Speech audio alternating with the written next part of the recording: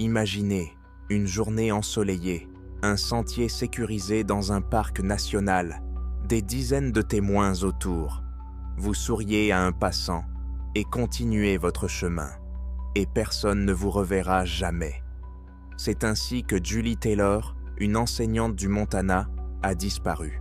Son corps a été retrouvé plus tard sur une corniche inaccessible qu'elle n'aurait pas pu atteindre seule. Et maintenant, un homme qui avait eu peur des hauteurs toute sa vie. Martin Sloan s'était rendu à un ruisseau dans les Great Smoky Mountains pour aller chercher de l'eau. 12 jours plus tard, il a été retrouvé mort dans une grotte sur une falaise de 5 mètres qu'il n'aurait jamais osé escalader de son vivant. Les sauveteurs ont juré qu'ils avaient de vérifier la grotte les premiers jours et qu'elle était vide. Et enfin, il y avait l'étudiant Aaron Beck. Il était seulement allé prendre une photo du paysage sur le mont Hood. 6 mois plus tard, son corps a été retrouvé assis sur une arche de pierre, en haut des montagnes, un endroit qu'il n'aurait pas pu atteindre sans équipement. Ses chaussures et ses vêtements étaient en parfait état, comme s'il n'était jamais allé là-bas. 3 personnes différentes, 3 histoires différentes, mais elles ont une chose en commun. Elles ont disparu dans les endroits les plus ordinaires et les plus fréquentés. Ils ont ensuite été retrouvés dans un endroit où aucun être nu humain n'aurait pu se rendre seul. Coïncidence, erreur, ou preuve qu'il existe dans les parcs nationaux des forces que nous ne pouvons expliquer?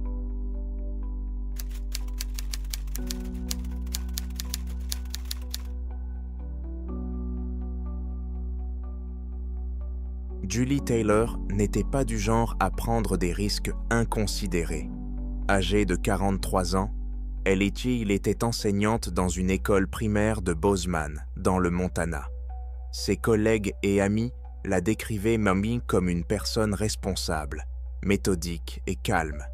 Elle aimait la nature et passait souvent ses vacances à faire de la randonnée, mais choisissait toujours des itinéraires connus et bien balisés. Elle n'était ni alpiniste ni adepte des sports extrêmes. Pour elle, la randonnée était un moyen d'être au calme et de profiter de la beauté des paysages. Début juillet 1996, elle est arrivée dans le Colorado pour une semaine de vacances. Sa destination était le parc national des Montagnes Rocheuses. Par un mardi clair et chaud, le 2 juillet, elle a décidé de parcourir le sentier Emerald Lake Trail. C'est l'un des itinéraires les plus célèbres du parc. Un sentier pittoresque d'un peu plus de 5 km de long, qui longe 3 lacs de montagnes cristallins. En plein été, il est toujours bondé de familles, avec enfants, de touristes et de photographes. Ce n'est pas le genre d'endroit sauvage où l'on peut facilement se perdre. Le matin, Julie a garé sa voiture sur le parking situé au départ du sentier. Elle portait des vêtements de randonnée confortables, de bonnes chaussures et un petit sac à dos qui, comme on l'a découvert plus tard, contenait 2 bouteilles d'eau, des sandwichs, une pomme, une carte et une veste légère. Elle était prête pour une journée de marche classique. La dernière personne à l'avoir vue vivante était un témoin dont le témoignage s'est avéré crucial dans cette affaire. Il s'agissait d'un photographe amateur qui avait installé son trépied sur une plateforme d'observation surplombant le lac Dream, situé à mi-chemin du sentier. Vers 11 heures, Julie s'est approchée de la plateforme. Le photographe se souvient qu'elle semblait paisible et heureuse. Ils ont échangé quelques mots sur le beau temps et le paysage.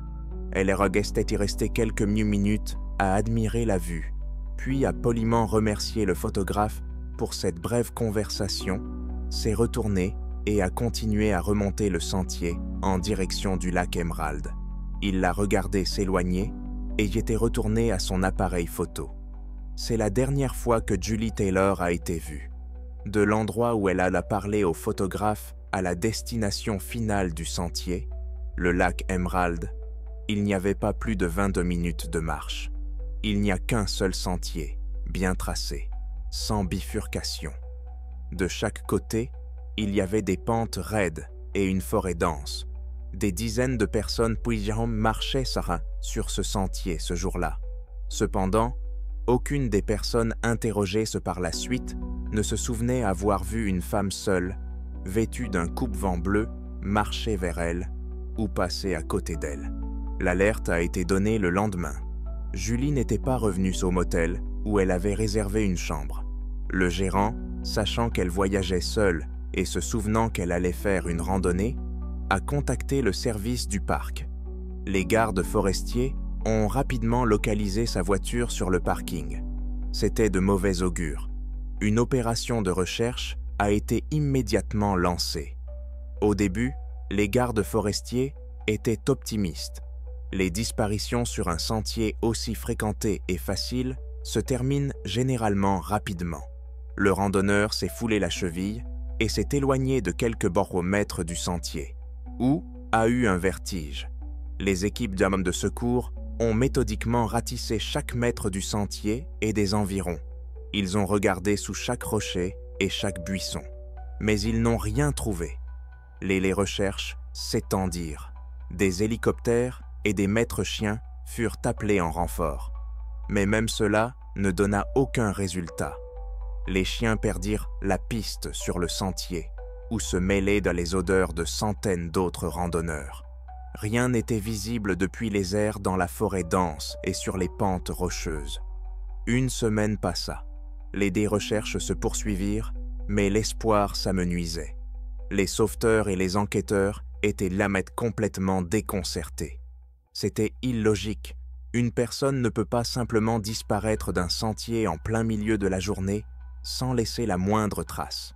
Aucun objet tombé, aucune empreinte de pas au sol, aucun témoin.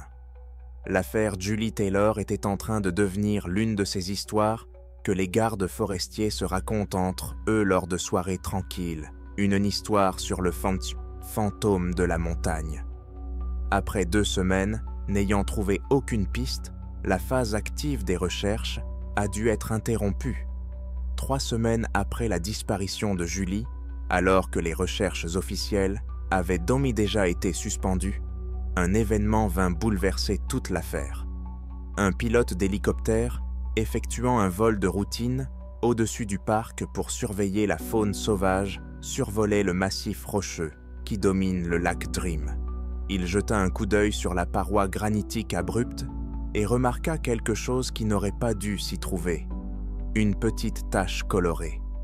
Il descendit pour mieux voir et se rendit compte qu'il s'agissait d'un corps humain allongé sur une étroite corniche. Les coordonnées furent transmises au sol. Une équipe de secours en montagne exceptionnelle fut appelée pour évacuer le corps. L'endroit où se trouvait le corps était pratiquement inaccessible. Il s'agissait d'une corniche rocheuse, étroite, d'à peine plus d'1 mètre de large, sur une paroi abrupte. Elle n'était accessible qu'avec du matériel d'escalade, en descendant depuis le sommet à l'aide de cordes. Il n'y avait aucun moyen de monter depuis le bas, seulement une paroi de granit lisse de plusieurs centaines de mètres de haut. Lorsque les sauveteurs sont descendus sur la corniche, ils ont trouvé le corps de Julie Taylor. La scène qu'ils ont découverte était surréaliste et effrayante dans sa sérénité. Julie était allongée sur le dos, les bras repliés le long du corps. Ses yeux étaient fermés. Son visage arborait une expression calme, presque paisible. Son sac à dos était posé à côté d'elle. Ses vêtements et son corps ne présentaient aucune blessure visible, aucune fracture, aucune écorchure, aucune contusion, ce qui aurait été inévitable même après une chute d'une faible hauteur.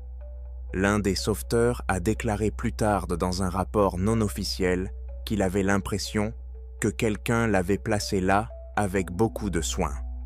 L'examen du sac à dos n'a fait qu'ajouter au mystère.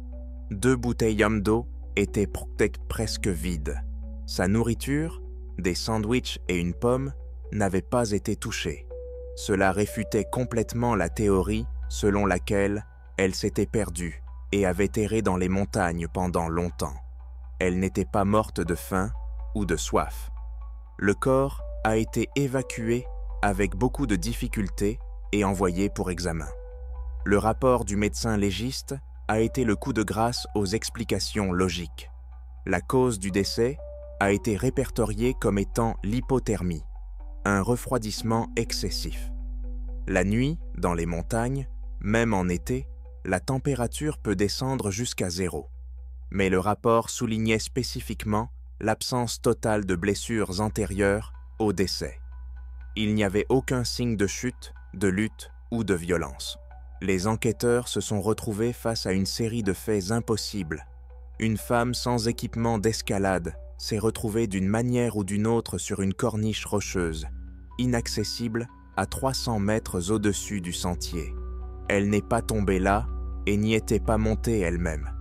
Elle est morte d'hypothermie alors qu'elle avait de la nourriture, de l'eau et une veste chaude dans son sac à dos.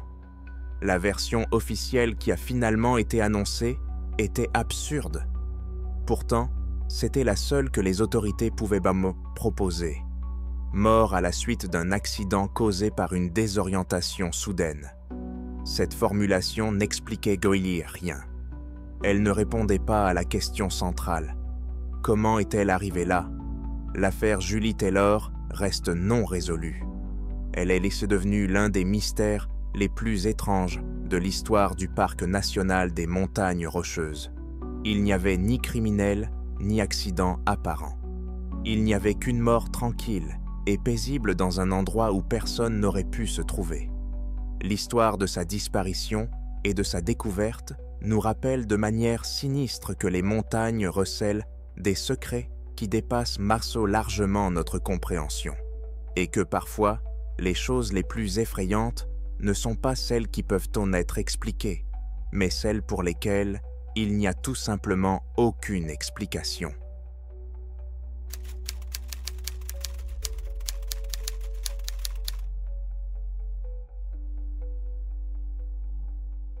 Le parc national des Great Smoky Mountains est l'une des zones sauvages les plus visitées des États-Unis. Mais ses forêts denses et ses vallées brumeuses savent garder des secrets.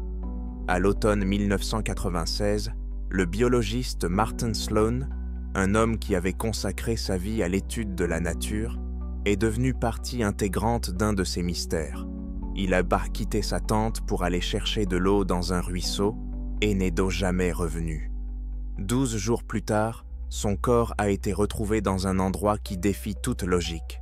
Dans une petite grotte, à près de 5 mètres de hauteur, sur une falaise abrupte. Il était impossible de s'y rendre sans équipement, surtout pour un homme qui, selon sa femme, avait le vertige. Mais ce n'est pas le plus terrifiant dans cette histoire. Le plus effrayant, c'est que les sauveteurs qui l'ont retrouvé ont juré avoir déjà inspecté cette grotte dès les premiers jours des recherches. Et à ce moment-là, elle était vide. Martin Sloan avait 56 ans et était scientifique. En tant que biologiste, il avait l'habitude d'observer, d'analyser et de trouver des explications rationnelles à tout ce qu'il voyait. Il ne croyait pas aux superstitions et n'était pas enclin à paniquer. Pour lui, la nature n'était pas un élément hostile, mais un système complexe mais connaissable. Lui et sa femme, Eleanor, avaient dépassé des décennies ensemble à voyager et à camper dans divers coins du pays. C'était des touristes expérimentés qui savaient comment se comporter dans la nature. Martin avait un secret que seuls ses amis les plus proches connaissaient. Il souffrait d'acrophobie, une peur intense des hauteurs. Ce n'était pas seulement une légère nervosité. Selon Eleanor, il ne pouvait pas se tenir au bord d'une falaise. Il se sentait physiquement malade sur les ponts élevés et il n'aurait jamais grimpé volontairement, même sur un rocher bas. Ce fait est essentiel pour comprendre l'absurdité de ce qui s'est passé. Le 14 septembre 1996, Martin et Eleanor ont planté leur tente dans l'un des campings, situés au cœur du parc. L'endroit était calme, mais pas complètement isolé. La soirée s'est déroulée paisiblement. Ils ont dîné assis près d'un petit feu et ont discuté de leurs projets pour le lendemain. Vers 21h, alors qu'il faisait déjà complètement nuit, ils se sont retrouvés à court d'eau potable. Le ruisseau était tout proche, son murmure clairement audible. Martin a pris une lampe torche et un bidon vide et a dit à sa femme qu'il serait de retour dans 5 minutes. Eleanor a vu le faisceau de sa lampe torche disparaître derrière les arbres. Elle est restée près de la tente, lisant un livre à la lumière de sa lampe torche. 10 minutes passèrent, puis 15. Martin ne revenait pas. Eleanor posa son livre et l'appela. En réponse, il n'y eut que le bruissement des feuilles et le bruit du ruisseau. Elle cria plus fort. Silence. Un sentiment froid et désagréable commença à grandir en elle. Elle prit sa lampe torche et marcha le long du chemin menant au ruisseau. Elle ne trouva rien sur la rive. Ni Martin ni les bidons n'étaient là. Toute la nuit, elle a fouillé frénétiquement la forêt voisine, appelant son mari jusqu'à en perdre la voix. À l'aube, épuisée et effrayée, elle a réussi à atteindre le poste des gardes forestiers et à signaler sa disparition. Les opérations de recherche ont immédiatement commencé. Les gardes forestiers et les bénévoles ont commencé à ratisser la zone. Le scénario était classique. L'homme avait probablement glissé dans l'obscurité près du ruisseau, était tombé dans un ravin et était incapable d'en sortir. Les équipes ont méthodiquement fouillé chaque mètre du sol, le lit du ruisseau et les fourrés. Le deuxième jour des recherches, l'un des groupes le travaillait dans une gorge près du camp de Slonov. L'un des jeunes sauveteurs, suivant les instructions, scrutait toutes les corniches rocheuses et les crevasses avec des jumelles, à la recherche de traces ou de vêtements accrochés. Son attention a été attirée par un trou sombre dans la roche, une petite grotte s'ouvrant à environ 5 mètres au-dessus du sol. Il l'a examinée de près avec ses jumelles. Ne voyant rien de suspect, il a noté dans son journal « Crevasse sur le versant nord de la gorge, hauteur environ 5 mètres. Inspecté. Vide ». Cette brève note, rédigée le deuxième jour des recherches, allait devenir plus tard le détail central et le plus effrayant de l'affaire. Les jours passèrent, mais les recherches restèrent vaines. Aucune bombe à aérosol, aucune lampe de poche, aucune trace ne fut trouvée. Les chiens perdirent la trace de Martin au bord de l'eau. C'était comme s'il s'était simplement approché du ruisseau et avait disparu. Au bout d'une semaine, l'espoir de le retrouver vivant s'estompa. L'opération se transforma en recherche de son corps. Eleanor, accablée par le chagrin, refusa de quitter le parc. Le 12e jour après sa disparition, l'une des équipes de recherche décida de retracer l'itinéraire initial en réexaminant les points clés le long du chemin. Ils se retrouvèrent dans le même ravin. L'un des sauveteurs, celui-là même qui avait déjà examiné ce rocher, s'arrêta et leva à nouveau ses jumelles. Plus tard, il ne put expliquer ce qui l'avait poussé à le faire. C'était juste une intuition. Il braqua à nouveau ses jumelles sur le trou sombre dans le rocher. Mais cette fois, il lui sembla qu'il y avait quelque chose à l'intérieur, quelque chose qui n'était pas là auparavant. Pour vérifier, ils ont dû faire appel à une équipe spéciale. Il était extrêmement difficile d'accéder à la grotte. La paroi rocheuse était presque verticale, sans aucune prise. Les sauveteurs ont dû installer un équipement de sécurité et descendre l'un d'entre eux à l'aide d'une corde depuis le haut. Lorsqu'il a enfin atteint l'ouverture et regardé à l'intérieur, il a envoyé un message radio à la base avec seulement 2 mots. « Je l'ai trouvé ». Martin Sloan gisait dans cette grotte peu profonde, mais la façon dont il était allongé était tout à fait anormale. Il était sur le dos, dans une position parfaitement droite, les bras tendus le long du corps comme un soldat. Ses vêtements étaient propres, sans déchirure ni salissure.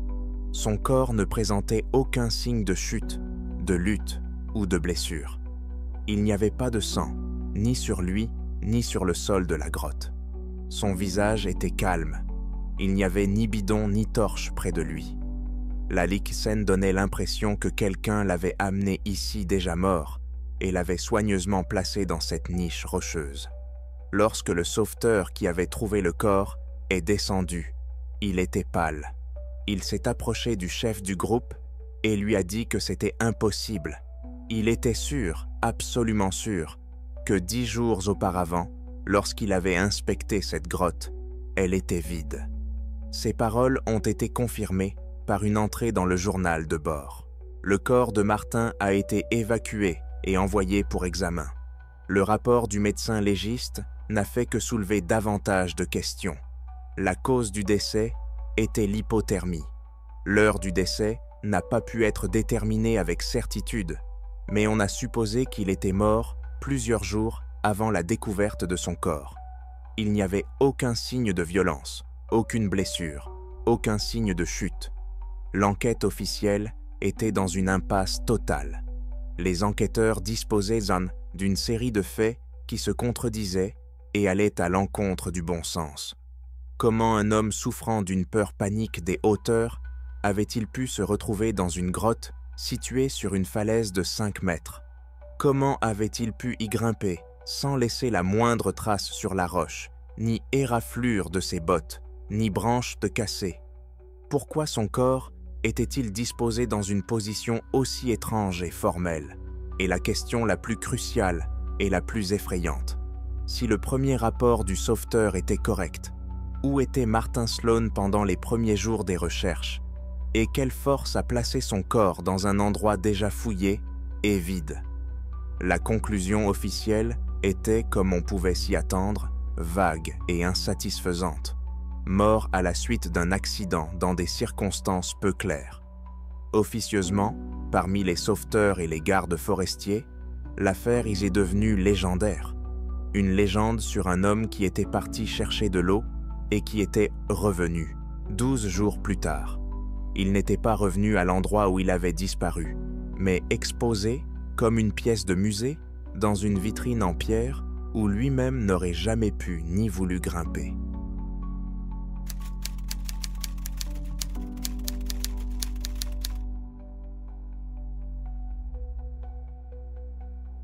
En octobre 2008, un groupe d'étudiants de l'université de Portland est parti en randonnée pour le week-end. Il s'agissait d'un événement organisé par le club de randonnée de l'université et dirigé par un instructeur expérimenté. L'un des participants était Aaron Beck, un étudiant de 2e année âgé de 19 ans. Il n'était pas un alpiniste professionnel, mais il aimait la nature et était en bonne forme physique. Pour lui, comme pour les autres, c'était simplement l'occasion de faire une pause dans leurs études et de profiter de la beauté des montagnes en automne. Le groupe a suivi un itinéraire bien connu dans la région du mont Hood. Le temps était typique de l'automne en Oregon, frais, avec une couverture nuageuse variable. Au cours de la journée, alors qu'il se reposait près d'un petit lac de montagne, Aaron a quitté le groupe de tête. Selon les autres étudiants, il a dit qu'il voulait prendre quelques photos depuis un petit affleurement rocheux, situé à l'écart du sentier, à une centaine de mètres. L'instructeur lui a donné sa permission, mais lui a dit de ne pas s'attarder et de rester à portée de voix. C'est la dernière fois qu'il a été vu. 10 minutes plus tard, lorsque le groupe était prêt à repartir, Aaron n'était pas là. L'instructeur l'a appelé par son nom. Il n'y a eu aucune réponse. Ils ont attendu encore 15 minutes, en criant régulièrement, mais seul le silence leur répondait. À ce moment-là, le temps a commencé à se détériorer. Un épais brouillard est descendu du sommet de la montagne, réduisant la visibilité à quelques mètres. Réalisant que la situation devenait dangereuse, l'instructeur a pris la décision difficile de ramener le groupe principal au camp et d'appeler à l'aide. Une opération de recherche et de sauvetage à grande échelle a été lancée le soir même, mais elle était dévouée à l'échec dès le départ. Le brouillard a laissé place à une pluie glaciale, et le lendemain, la première forte chute de neige a frappé la montagne, alors que les prévisions météorologiques n'en annonçaient pas avant une semaine. Les recherches ont dû être interrompues. Le mont Hood s'est recouvert de son manteau hivernal, et tout le monde a compris qu'il ne dévoilerait pas ses secrets avant le printemps. Aaron Beck a été officiellement déclaré disparu. On a supposé qu'il s'était perdu, qu'il avait été surpris par le mauvais temps et qu'il était mort de froid quelque part dans la forêt. C'était une histoire tragique, mais malheureusement typique de cette région. 6 longs mois se sont écoulés. Mai 2009 est arrivé. La neige dans les montagnes a commencé à fondre, révélant le sol, et la colline a rendu ce qu'elle avait pris. Le corps d'Aaron a été découvert par hasard par 2 alpinistes qui empruntaient une voie difficile et peu fréquentée, loin des sentiers touristiques. Ils l'ont aperçu de loin, une silhouette sombre, assise au sommet d'une étroite arche de pierre naturelle qui reliait 2 pics rocheux. Lorsque les sauveteurs sont arrivés sur les lieux, ils ont été confrontés à un spectacle qui défiait toute explication.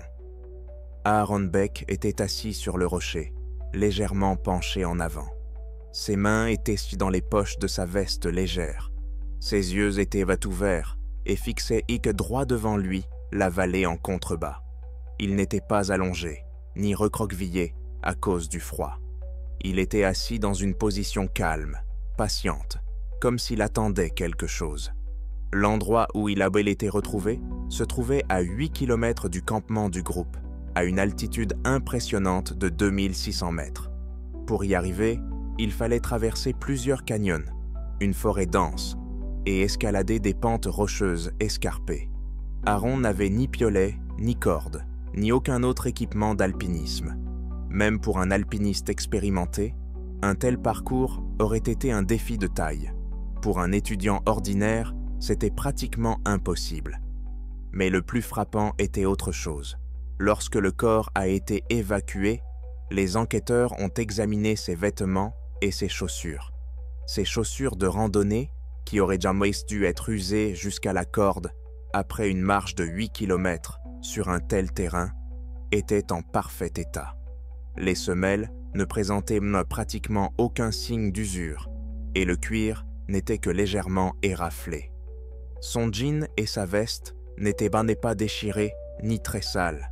C'était physiquement impossible. Les preuves indiquaient clairement qu'il n'avait pas marché jusqu'à cet endroit. Le rapport du médecin légiste était prévisible. La cause du décès était l'hypothermie. Le décès remontait à environ 6 mois, peu après sa disparition. Aucune blessure, fracture ou signe de violence n'a été constaté sur le corps. L'enquête officielle a été close, laissant un vide derrière elle.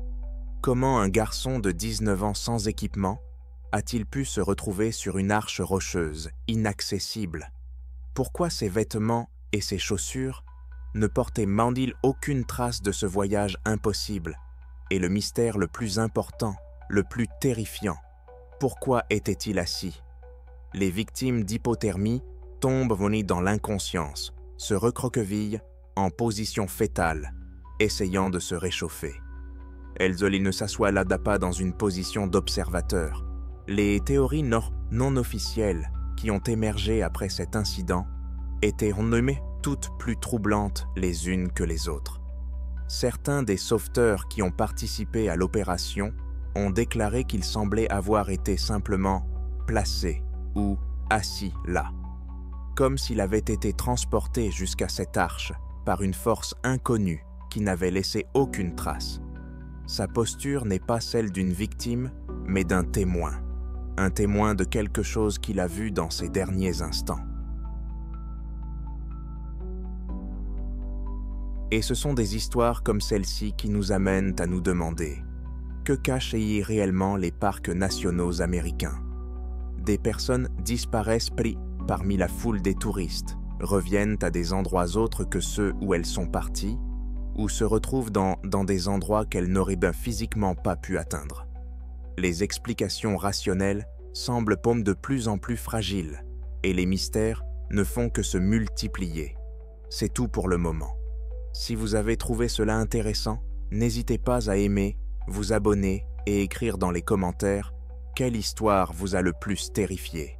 D'autres cas mystérieux qui n'ont toujours pas trouvé de réponse vous attendent.